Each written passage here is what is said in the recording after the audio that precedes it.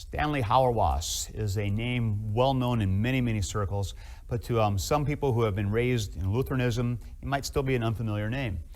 Hauerwas teaches at the Duke Divinity School, and he's been there for a number of years, and he is a prolific writer.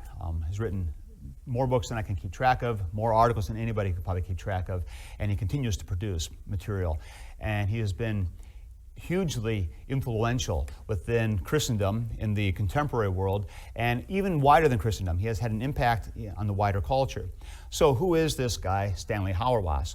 Well, he's a little complicated to introduce, and I'm not going to pretend to give you a across-the-board complete biography of Hauerwas. I'm not even going to attempt that, nor am I going to claim to give you the last word on who Stanley Hauerwas is. I want to give you enough to be able to say, okay, I'm a Lutheran, and I don't know this guy. What do I need to know about him?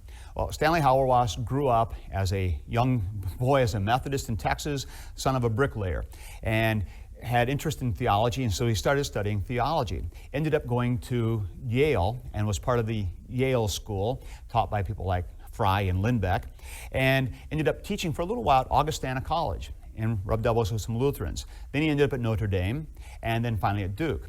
And so along the way, he was influenced by some significant forces, and one of those forces while he was at Notre Dame was a guy named Yoder. And Yoder taught him a lot about pacifism, nonviolence, and about the whole consistency of actually living what he would call the politics of Jesus. So Hauerwas describes himself at times as a Methodist,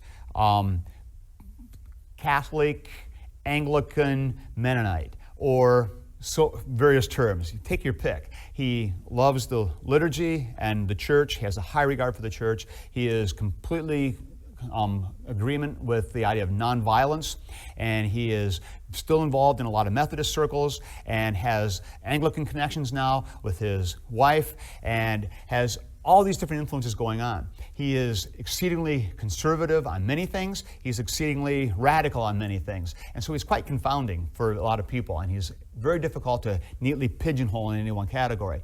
So that's what Hauerwas is about.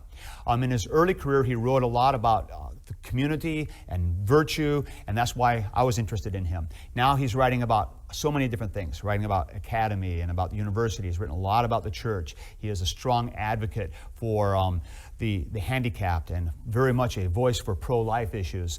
And so he's an interesting individual who's had a significant influence on my thinking in many areas. Some would call him a neo-Anabaptist. That's the term that James Hunter uses for him, which is probably fairly accurate in many ways.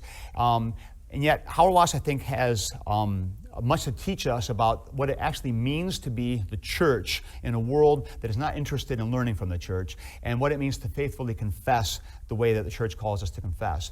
So that's a little bit about Hauerwas, just to kind of give you a flavor of who he is and maybe where he fits into the spectrum of things.